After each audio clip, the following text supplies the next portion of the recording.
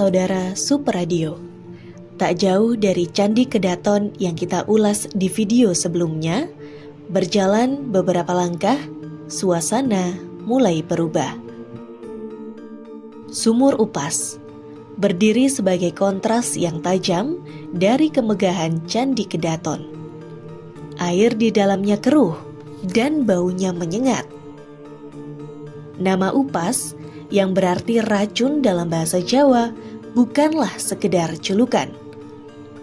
Banyak kisah yang menyebutkan bahwa sumur ini dulunya digunakan sebagai tempat eksekusi atau pembuangan jenazah mereka yang dianggap sebagai musuh kerajaan.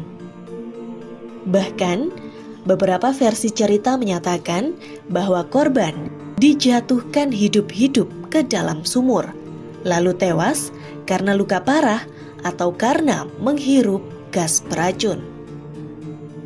Namun yang pasti, sumur ini banyak dihuni binatang-binatang berbisa seperti lipan, kalajengking, ular welang, dan katak beracun.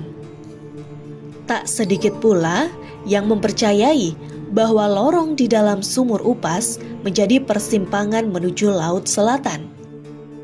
Dari situlah, sumur ini menjadi tempat keramat yang sering dikunjungi spiritualis hingga pejabat negeri. Cerita-cerita rakyat bahkan menyebutkan bahwa sumur ini digunakan pula oleh kalangan spiritualis untuk menguji kekuatan batin mereka. Tidak sedikit pula yang mempercayai bahwa sumur ini menjadi tempat pembuangan benda-benda berenergi negatif atau sisa praktik ilmu hitam dari masa lalu.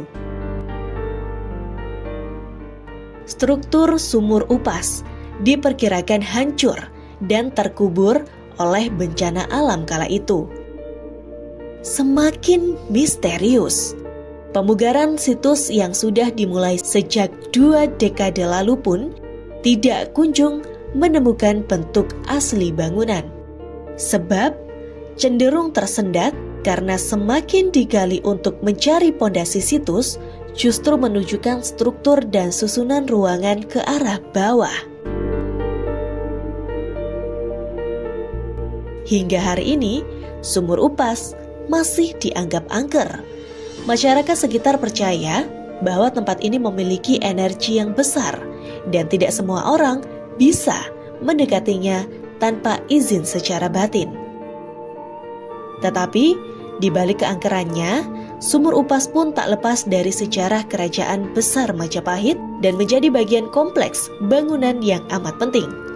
Namun, sebelum itu, jangan lupa like, komen, subscribe, dan nyalakan lonceng notifikasi agar tak ketinggalan info menarik lainnya.